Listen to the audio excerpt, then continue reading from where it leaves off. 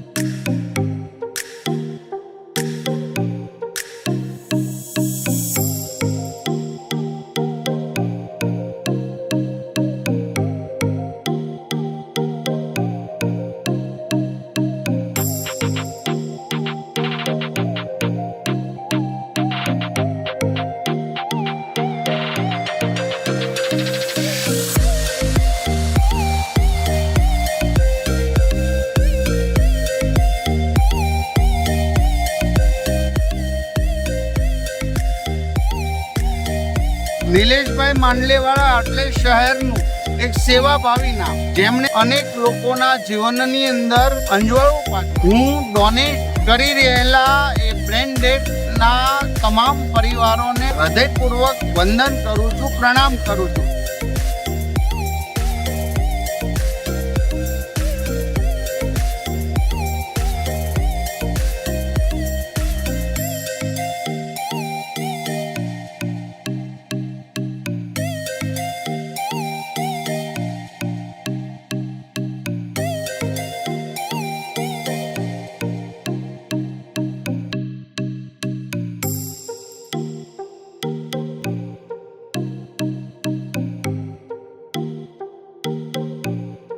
આજે શ્રી જગદીશભાઈ અને એમના પરિવારનું સન્માન કરવાનો અવસર પ્રાપ્ત થયો। આજથી બરાબર 19 વર્ષ પહેલા એમને પહેલું કિડની ડોનેટ કરેલું હતું।